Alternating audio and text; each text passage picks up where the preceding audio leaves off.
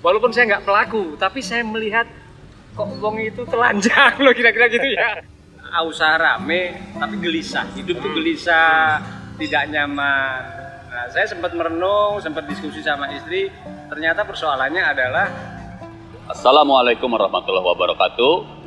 Sahabat Alang dimanapun Anda berada, jumpa lagi dalam program YouTube channel Alang Sang Petualang.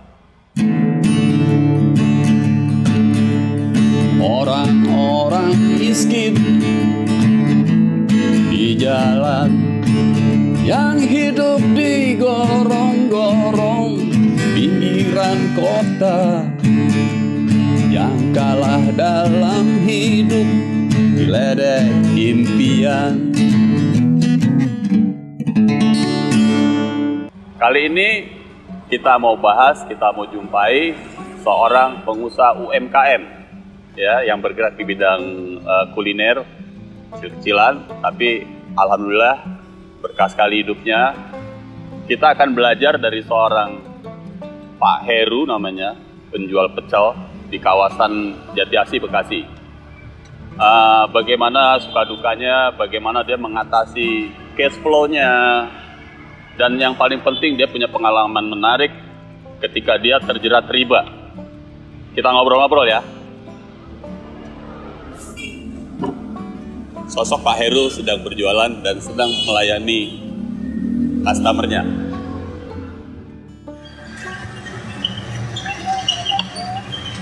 Assalamualaikum. Dari mana?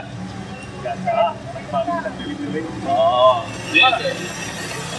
habis subuh tadi jalan-jalan, terus ya lapar lah, hampir ke warung pecel nih. Biasa ini ya. Oke Pak Ustadz, ya. Ini teman saya, kenalan saya. Dia ini jualan pecel, luar biasa. Dia dari bawah, dari kelilingan gitu, didorong-dorong. Sampai sekarang dia ya lumayan lah. Ini kalau Sabtu Minggu nih, saya ngantri sampai sama diri. Nah, ada menarik mungkin Pak Ustadz. Jadi mungkin Pak Ustadz lebih paham lah. Dia pernah terlibat uang keliling, terlibat riba. Iya. Saya rasa enak kalau dikasih keterangan. Oh, iya. Mas Heru? Iya. Saya kenalin ini ya, Pak Ustadz. Salam Heru, sehat. Berkah nih. Alhamdulillah. Kebetulan lewat. Oh, iya. Maaf, Mas Hewan, saya ambil dulu piringnya ya. Iya, mangga, silakan. Ini pecel apa nih? Dari Jawa Tengah, Jawa Timur? Ya? Mana nih? Coba ciri khas lo. Banyak yang nanya dan sebenarnya. Iya. Sebenarnya ini pecel mana sih kan gitu kan? Iya. Saya selalu guyon ini pecel Sakura saya bilang. Oh, Sakura. Jati Asih, Bekasi saya bilang kan. Berarti khas Jati Asih ya? Iya, kalau saya sendiri kan asli dari Cepu. Kebetulan Jawa Timur. Jawa Tengah bagian timur, Om. Oh, Jawa Jawa Tengah Tengah bagian timur ya. Kebetulan istri Sumedang. Jadi kalau saya bilang pecel Jawa Timur nanti diketawain orang. Yeah. Saya bilang pecel Madiun saya nipu orang. Jadi mohon maaf, saya apa adanya saja, kira-kira gitu. Mas Heru? Ya. Kan aku kenal sini udah lama. Ini aku udah langganan udah lama, Pak Ustadz. Iya. Jadi saya kadang-kadang sama istri saya, serba saya agak jauh situ. Kalau kesini kan macetnya kayak gini nih, belum ngantri. Jadi kalau weekend tuh kadang-kadang makan pecel Mas Heru dong. Wah, lo nggak ngerasain nyetirnya macetnya apaan tahu. Saking kecanduan. Tapi ini usaha dari bawah ya Mas Heru ya? Dari dorong-dorong keliling gitu ya? Iya, kalau boleh cerita saya cerita deh. Sebenarnya malu sebenarnya. Kenapa saya mesti malu katakan? Karena hal yang buruk yang pernah saya lakukan. Oh, gimana? Jadi dulunya saya pernah kerja di sebuah perusahaan. Ya katakanlah luar biasa menurut saya ya. Menurut saya luar biasa, punya penghasilan luar biasa, tapi akhirnya saya berhenti semua karena saya melihat saya merasa ya ada di hati ini ada yang nggak pas. Gimana kalau setiap hari saya mesti lihat sesuatu yang maaf Pak Ustadz, mungkin Pak Ustadz tadi bisa menjelaskan ya. Walaupun saya nggak pelaku, tapi saya melihat kok wong itu telanjang loh, kira-kira gitu ya. Tunggu. Kerjaan lo apaan? Aduh, jadi malu lagi nih. Nggak apa-apa, profesionalitas itu harus disampaikan. Barangkali pemirsa bisa, oh iya gue juga ternyata pekerjaan gue nih ada unsur-unsur yang nggak bener. Apaan sih kerjaan lo, coba gue mau tahu. Dulu pernah di sebuah studio editing. Lo editor. Ya kira-kira begitulah Om. Gitu ya, editor sebuah sinetron, beberapa sinetron ya. Bahkan sampai mendapatkan nominasi sebenarnya. Nominator editor terbaik. Pemirsa, lo bayangin, salah satu editor terbaik masuk nominator, dia lepaskan atribut itu, dia jualan pecel. Nah sekarang gue mau tahu, kenapa lo hijrah jualan pecel? Ya itu tadi alasannya, salah satu diantaranya mata ini harus, maaf mungkin kalau menurut Pak Ustadz pasti berzina ya gitu ya, itulah kasarnya begitulah. Jadi mataku tuh selalu lihat yang begitu loh Om, gitu loh, aku mau gitu lah. Lu kenapa mau? Orang ada aja tokoh, ada yang doyannya nonton begituan. Ya nggak apa-apa, biar aja ya doyan gitu mah. Ini nggak bisa terima Om. Maaf, saya nggak bisa terima walaupun banyak duit ya. Saya lebih memilih, saya udahlah yang biasa saja sehingga saya tinggalkan. Proses terjadi sampai saya minus hidupnya, sampai buatnya makan saja ngutang Om. Semua aset sempat saya jualin semua karena nggak punya pekerjaan sampai ngutang. Ya Mas Heru, ini luar biasa juta pertama berarti ya. Sejak kapan jualan dari sini? Saya jualan pecel dari 2014. 2014 berarti sudah hampir 7 tahun ya. Wah, Masya Allah. Dengan siapa? Dibantu dengan siapa? Alhamdulillah ada istri, ya, kemudian anak yang laki, anak nomor 2, kemudian yang nomor 3 di tempat lain jualannya Pak di Komsen. Oh, bukan cabang. Bukan cabang. Mantap. Tadi dibilang sampai ngantri kalau Sabtu Minggu. Alhamdulillah Pak Itu Ustadz. per hari berapa porsi kira-kira tuh yang terjual itu? Waduh, kalau hitung porsinya saya nggak ngerti. Pokoknya berkah lah ya. Insya Allah berkah itu ya. Luar biasa. Nah, Mas Heru nih juga pernah cerita nih Ustadz. Nih mohon pencerahannya nih. Jadi dia pernah suatu kali ya tetap ngantri, tetap habis lah. Bahkan kalau Sabtu Minggu dia ada jam 8, 9 udah habis Mas ya. 9-an. Tapi pada saat itu selalu ngeluh pusing mulu Ustadz. Ini kurang, itu kurang, gitu. Nah, terus dia pernah apa? Terus selanjutnya cerita dong Ustadz nih. Gini, bangke. Iya betul. Jadi usaha rame tapi gelisah. Hidup tuh gelisah, tidak nyaman. Nah, saya sempat merenung, sempat diskusi sama istri. Ternyata persoalannya adalah utang. Jadi saya punya utang. Nah utang itu setelah tak telusuri ternyata unsur bunga, riba. Nah akhirnya sedikit demi sedikit saya belajar, saya pengen tahu bahwa dengan Ustadz di YouTube, gitu kan. Ustadz YouTube. Ini live nih bukan YouTube nih. Enggak, saya belajarnya begitu. Cari. Nah ternyata memang nggak berkah lah kalau nggak berkait dengan riba. Akhirnya Pak Ustadz saya tinggalkan semuanya. Bismillah saya tinggalkan. Tapi benar tuh Ustadz, kemungkinan. Betul, jadi ini dari Mas Heru ya, ada 2 pelajaran yang bisa kita ambil ya, Mas Alang ya. Pertama, tadi sesungguhnya dia sudah ada di zona aman sesungguhnya. Kerja enak, gaji tinggi, tapi kenapa gelisah ya? Itu pertama. Ternyata tempat kerjanya itu justru banyak kemaksiatan di situ. Kemaksiatan dalam bentuk melihat.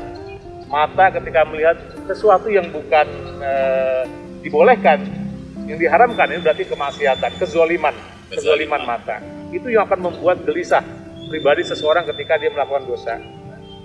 Nah, ketika kita berada di tempat kemaksiatan itu, maka jelas hadis Rasulullah SAW, man ro'a minkum munkaron falyughayyir biyadihi. Siapa yang bisa melihat kemungkaran, maka rubahlah dengan tangannya, dengan kekuasaannya. Kalau presiden, gubernur, bupati, wali kota melihat kemungkaran, dia bisa menutup dengan kekuasaannya. Dengan menutup dengan menandatangani, ditutup usaha itu. Malah jangan gabung ya, jangan gabung. Fa ilam yastati bilisanihi, tapi kalau kita nggak bisa dengan kekuasaan karena kita rakyat biasa, maka dengan lisannya. Seorang dai, seorang ustadz, siapapun kita bisa mengingatkan. Ada kemungkaran kita sampaikan, ini nggak boleh loh dan seterusnya. Wa ilam yastati, tapi nggak dengan lisan juga nggak bisa, nggak berani, pengecut. Fa biqalbihi, maka dengan hatinya. Zalika adhaful iman, maka itu selemah-lemahnya iman. Nah, kasus Mas Heru tadi meninggalkan tempat yang ada kemaksiatan itu masuk selemah-lemahnya iman. Dia merubahnya nggak bisa karena di sana ada kekuatan, dengan lisan juga nggak mungkin, tapi dengan meninggalkan kemaksiatan itu sudah luar biasa. Nah itu pertama ya, pelajarannya adalah bahwa Jangan kita mencari nafkah ini di tempat yang di situ ada kemaksiatan. Karena rezeki Allah itu tersebar di bumi ini banyak, Mas Heru ya. Itu yang pertama.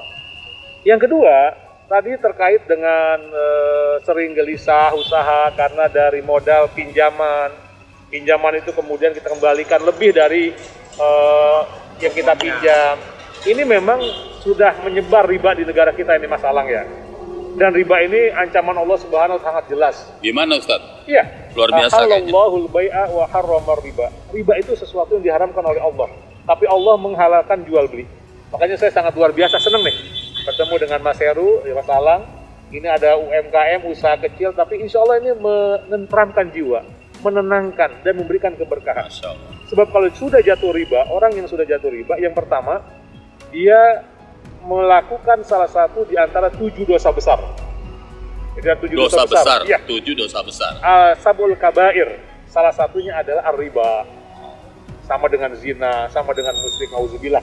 Maka jangan lagi kita meminjam sesuatu yang nggak jelas akadnya. Yang pertama itu. Yang kedua, orang yang sudah terjerumus dalam riba, dia tidak akan hidup dalam keberkahan. Kenapa? Karena dia selalu menggantungkan kelebihan dari sesuatu yang bukan dia usahakan. Dia meminjamkan uang, dia nggak mau bekerja, toh sudah dapat kelebihan dari pinjaman itu. Baik yang meminjamkan maupun yang pinjam, ini tidak akan ada keberkahan. Nah, yang minjam juga sama, tadi gelisah, nggak tenang, sedikit-sedikit dikejar-kejar untuk mengembalikan hutang dan seterusnya dan seterusnya. Dan yang ketiga, riba ini adalah kebiasaan orang-orang Yahudi yang memang sengaja merusak bagaimana orang Islam ini agar kemudian usahanya ini tidak berkah, hidupnya tidak senang ibadah, maka jatuhlah mereka dengan persoalan-persoalan riba ini. Ustaz, ya. Sampai sini saya mau nanya. Jadi riba itu mempengaruhi segala macam aspek kehidupan ya? Betul. Seperti nanti orang malas ibadah. Pasti. Terus tabiatnya akan melenceng kepada hal-hal negatif. Betul. Itu begitu ya Ustaz? Karena harta yang dimakan dari sesuatu yang haram, gitu ya, rezeki ini dari riba ini, kan dia akan masuk ke dalam tubuh kita. Dia akan menjadi darah daging kita. Itu sangat mempengaruhi orang malas ibadah. Mungkin juga akan orang memudahkan dia untuk kemaksiat lagi berikutnya. Dan memang saat adil.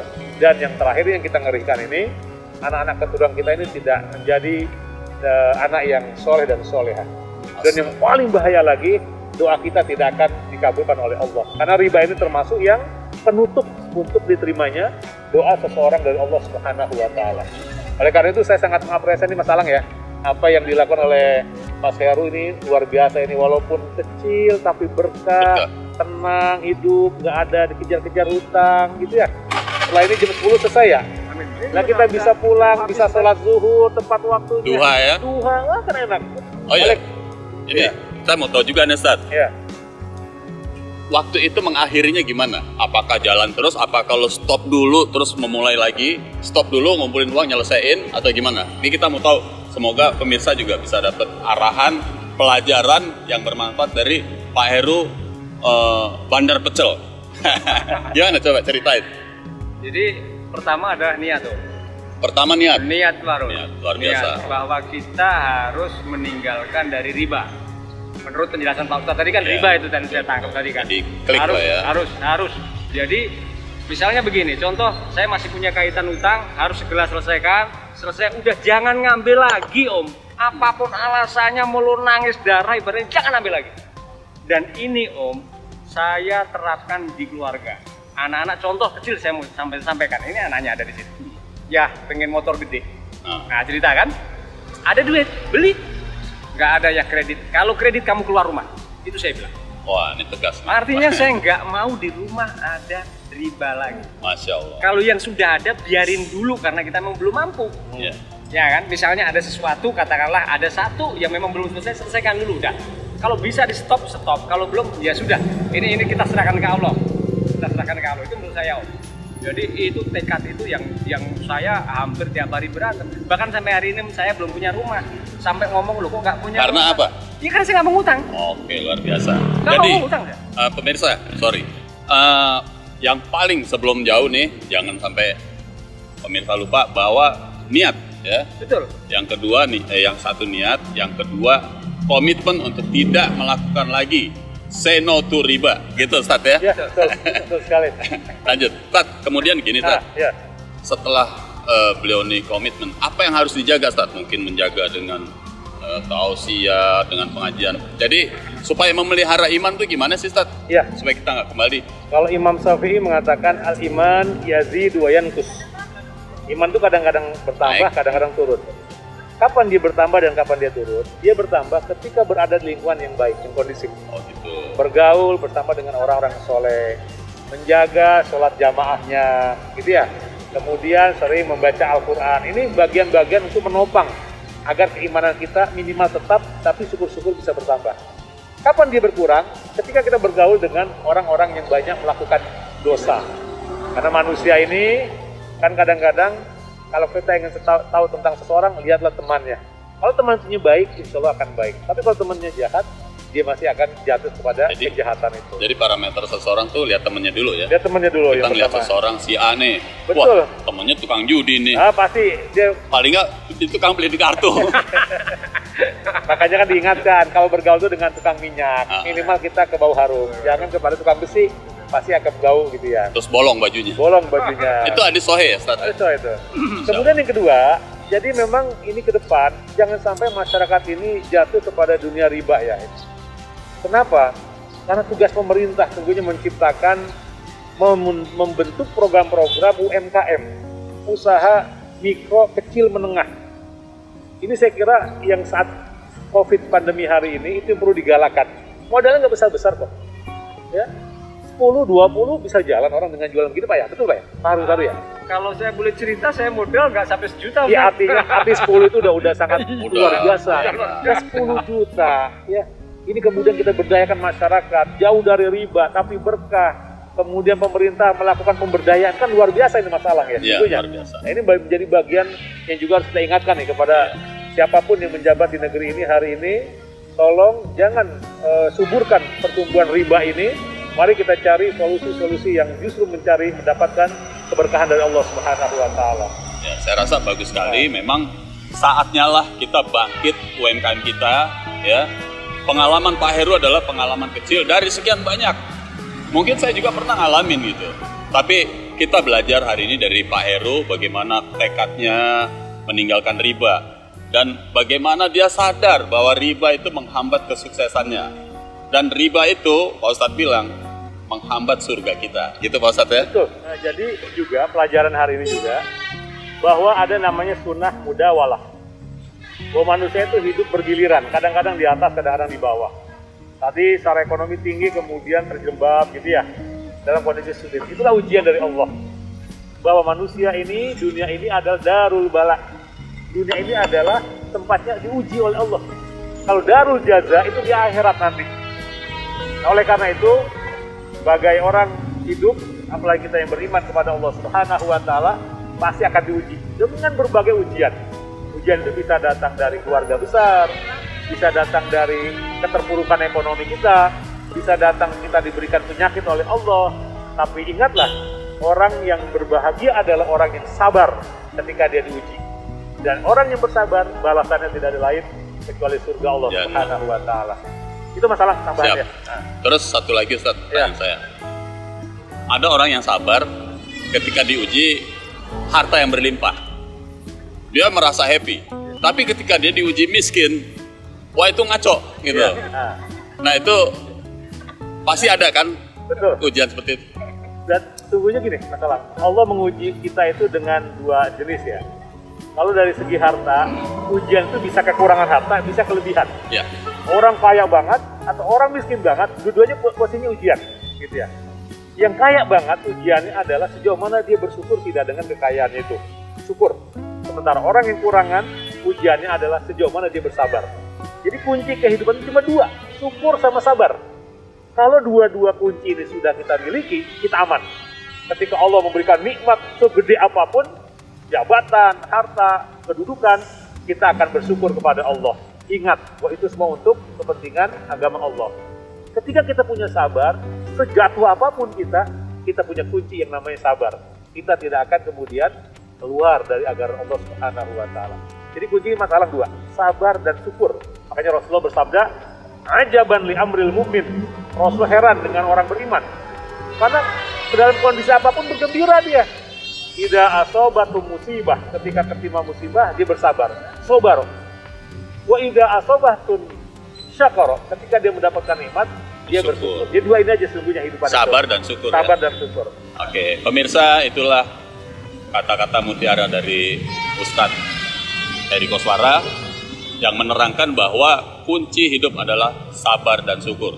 Ente diuji kaya, ya alhamdulillah bersyukur. Diuji kekurangan harta, ya harus bersabar ya Ustadz ya. Betul. Karena pada dasarnya setiap kaya atau miskin adalah ujian. Ya, yang paling penting adalah yang kaya yang merasa qanaah, terus punya jiwa dermawan, membantu yang miskin. Yang miskin rajin memohon, jangan sombong. Udah miskin malas berdoa ya Ustadz. Ya, betul. Tetap sholat, berdoa, memohon kepada Allah, ya kan? Jangan maki-maki orang kaya yang nggak nyumbang, itu juga salah Ustadz ya. Ya. Allah tempat meminta, gitu. Saya rasa baik gitu Ustadz. Baik. Terima kasih pencerahannya. Oke. Mas Heru, terima kasih waktunya. Kita doakan mudah-mudahan terus maju usaha pecelnya ya. Amin, amin. Kalau Pak Ustadz yang doain insya Allah. Ya. Pemirsa, saya rasa episode kali ini tukang pecel naik haji, salah. Amin. Saya rasa itulah pelajaran dari Mas Heru, penjual pecel Lombok Jempling yang di daerah Jatiasi, Bekasi. Dan itulah sedikit banyaknya pencerahan dari Ustadz Heri Koswara. Semoga bermanfaat di episode Alang Sang Petualang kali ini. Billahi taufik wal hidayah. Wassalamualaikum warahmatullahi wabarakatuh. Waalaikumsalam warahmatullahi wabarakatuh. Waduh, nanti masalah. Seru ya? Hamparan pasir putih dan ombak yang bergulung hingga mentari senja. Adakah kau simpan kisahku yang terbenam bersamamu? Subscribe dan pencet loncengnya